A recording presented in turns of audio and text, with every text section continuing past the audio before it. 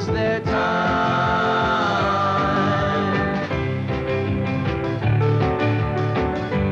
In our magazine this week, we're bringing you the Falklands. What's your opinion? Sports, Gary Carter in the Big O. Science, what's that light in the sky? Lifestyle, are you part of the gang? Entertainment, hey, what's happening? Careers, where there's smoke, there's fire. Our news quiz, we got a prize for you. And the song of the week, Free Stream.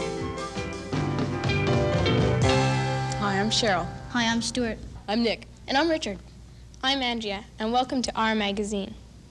This week's cover story is about the Falkland Islands. As you know, Britain and Argentina are at war over a couple of islands in the South Atlantic. Well, we want to know what kids thought about the situation. So our magazine went to St. Lambert School, Royalvale School, and Dalkeith School to speak to students there. But first, let's see the news story of the Falkland Islands as it ran last week. It was a French-built plane firing a British-built missile, which flies just 10 feet off the water, which sunk the HMS Sheffield today. It's the first confirmed British blood drawn since Argentina's Belgrano went down 2 days ago. Intelligence sources say the British went after the General Belgrano because they knew exactly what the ship's mission was. From radio intercepts, they knew its orders were to go after elements of the British fleet, which at that time were operating just inside the 200-mile zone. At least one of the Royal Navy's aircraft carriers was thought to be vulnerable if the Belgrano got within range. Before the sinking of the Belgrano, intelligence sources say Argentina's fleet was scattered far from shore in what appeared to be an effort to find and engage the British fleet. Today, most of the surface fleet has pulled back close to shore. The sinking of the Belgrano poses a difficult political problem for the British, but not nearly as difficult as trying to figure out how to end this crisis without massive bloodshed on both sides. The most recent facts on the Falkland Islands is that British is preparing a mass attack on the Falkland Islands. If it weren't for Argentina, there would be no war. The Falkland Islands, well, they're close to Argentina, and British are too far away to really have the islands. Yeah, Britain had them, and they're in their power, and Argentina took them over because they wanted it. Do you think Argentina really had the right to invade the Falkland Islands? Yes and no, because they had them in the first place, but Argentina should be able to live on it because we're so close to it. Do you think they had the right, really? I don't know. Why are they fighting for the islands? They say that there's oil underneath the ground in that. And I guess they're fighting over that. Maybe it's something else there that we don't know. Well, it's just for the possession, I guess, you know? Yeah. There's no real proof that there that's is oil. To be a bigger country. So how about Argentina? How do you think Argentina feels about a war?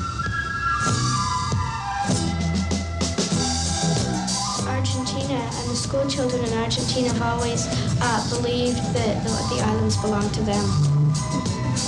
They would be really interested if this rumor, what they're saying about oil, they wouldn't really be interested in the islands. Do you think Argentina has enough money, even if they do regain the islands, to search for the oil? After they spent all their money hiding, they won't have enough to get oil. They owe a lot of money to other countries, like $9 billion to the United States. Not many countries are going to want to give them money to drill for oil after they fought for some islands. Do you think Argentina's economic state has anything to do with the war? Usually when the world or countries have really had a problem in their own country, it's been the only solution out of it was war. The people of Argentina were against the government. Now that they have the war, everybody's united together against the British. It has taken the public eye off of the economy and onto the Falkland Islands. People like wars. Some people like to see bloodshed, and they like to hear about all these battles and all these people getting killed, all these boats being sunk, you know. How did this whole story affect you and your family, maybe? Well, if this gets any worse and other countries get involved, might be that Canada can get involved, and who knows, my father could go to war, and I'm sure that would affect me quite a lot. Or if it starts a nuclear war, it's very possible that the whole world could blow up, and I guess then I'm dead. Do you think the TV and the reporters in the newspaper are bringing up too much on the islands? I think the news is showing more footage of Britain's side because more people probably are, they're voting for Britain to win the war. I think that they're showing us enough, but I'd like to see more truth in it. Because frankly, they're telling us all of this, and I think a lot of it is just plain propaganda. I don't think that they're showing us enough. I want to know 10 times more than what they show us on the news. Not just like 2-minute film clips, like maybe a half an hour show or something like that. Like to tell us everything they possibly can. If you want to know the whole story, you have to watch every news. But they still don't. They're all different kind of stories, so you don't know what one's the real ones. Don't you think those kids had some pretty strong opinions? Well, kids have a right to voice their own opinions just like adults. And this is what our magazine's all about. Nick, you had some pretty strong opinions. Yeah, I've got strong feelings about the news too, and the way of expressing myself is through drawings. So, our magazine asked me to do an editorial cartoon, but I didn't know where to go about it. So, my friend Gamboli helped me out. You got anything in mind as to exactly what you want to get across? How about the Falklands? Falklands, yeah, it's a very good idea. It's good, Topical. eh? That's all we talk about mostly, so that's a good idea. Heavy news. People are sick of it. Let's laugh at it. Yeah. Subject, Falklands. Yeah. What do you want to rough out? The TV, because that's where we hear the most of the news. That's We what need they got. someone to announce it. No Okay, pictures. so the TV is good enough Yeah. with a newscaster. See, the whole idea here is you're trying to get a message across, and he is the vehicle for it, and this is the environment, which is the television Yeah. set. This is where we recognize We a always lot of see the news guy. comes from. Yeah. All you've got to do is mention the Falklands and right away. Yeah, people how are about gonna how about zero the in on word the word Falklands, you know? Just Well, that's what we're mostly hearing about. it. How do you feel about that? Well, that's all we hear, so it started All right, bugging so it's bugging you. Yeah. Saturation. me. Yeah. And Everybody here, that's all we talk about, you know, Falklands, you know. then it'd be a good idea to incorporate that into a drawing. Sure. Put Falklands. the word and the word again and again and again and again and again, you know. Falklands. That's all he says, you know, Falklands. just that's all. Nothing else but Falklands. Okay. Everybody's going crazy over it. All right, so put it in.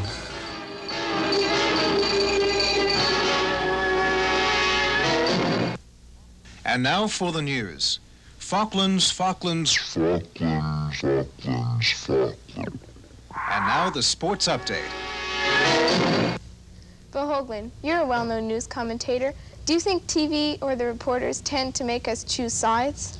When you're, as a student, investigating, or as a consumer, watching the television newscasts and listening to radio and reading newspapers, exposed to all of the various accounts of what's happening in the Falkland Islands, I think that you have to be discriminating. I think you have to be aware of the fact that many of the reports coming out of Buenos Aires are twisted, distorted, and certainly slanted in favor of the government of Argentina. And the people are not well informed of what's happened. Now, presuming that we believe the British reports, they'd be making a terrible mistake in a democratic country to not give us the right information. I think that people have such a broad range of input from the media, television, radio, newspapers, et cetera, that they have become discriminating themselves, and they're able to say, I believe what I'm seeing, or I have my doubts. They don't accept anything at face value simply because I or some other member of the media are telling it to them. Thank you very much, Bill Hoagland, for your point of view.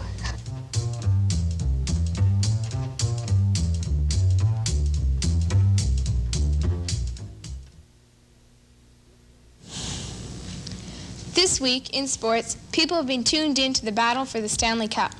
Well, the Vancouver Canucks lost again to the New York Islanders by a score of 3-0. Although they had the home ice advantage, and despite the cheering of their fans, they gave the Islanders a three-game lead in the battle for the Stanley Cup. Early in the second period, Richard Brodeur, the Canucks goalie, tried to clear the puck, but instead passed to Sutter, who passed to Gillies of New York, and he scored easily. Mike Bossy scored the 15th of the playoffs at 12:30 in the same period. The Vancouver fans were waving their towels again. Brodeur played hot, but not hot enough to stop the Stanley Cup bearers. The Vancouver coach took Brodeur out with 1:30 left in the game, but the Islanders couldn't be held off. They scored the final goal in an open net. The final score, 3-0. Billy Smith had a shutout on a game which decided where the Stanley Cup would remain for the next year. Do you think the Vancouver Awful Shirts stand a chance? If they win, they'll get the money to buy new uniforms. Also in sports, the Expos are being bombed. We had a chance to talk with one of their star players. Gary Carter's about the best catcher there is in baseball, and to a lot of us kids, he's a real hero.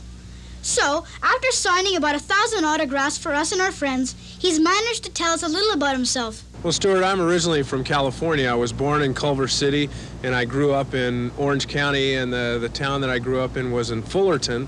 But then in 1972, when I signed my first pro contract with the Montreal Expos, I've kind of been all over the place, but my home has most of the time been right here in Montreal. When did you start playing baseball? Well, I started playing baseball when I was very, very young, when I was about 8 years of age in Little League.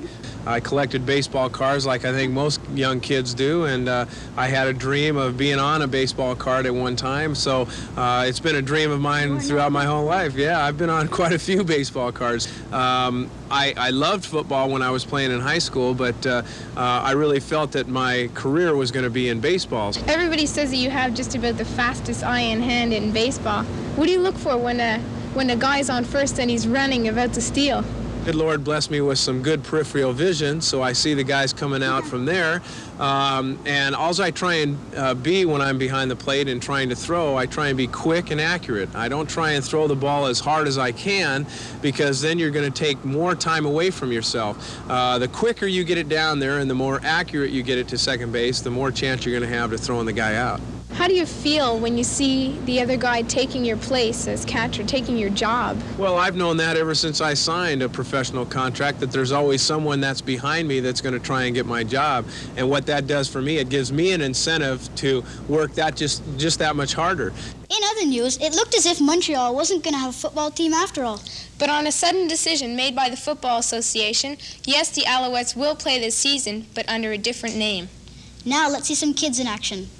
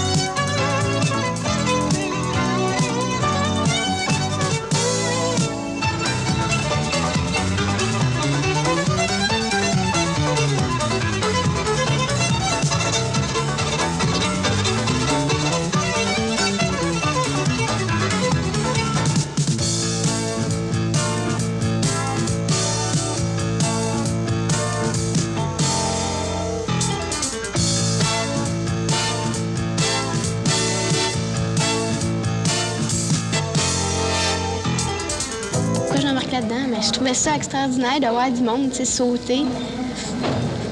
C'est vrai, c'est bizarre. Là, j'ai essayé le trampoline, j'ai trouvé ça bien fun parce que ça prend beaucoup de... Quand tu es dans les airs, faut tout le temps tu te tiennes, faut avoir beaucoup d'équilibre. Puis c'est merveilleux quand tu es dans les airs, tu peux faire... C'est merveilleux de découvrir qu'est-ce qu'on peut faire sur une trampoline.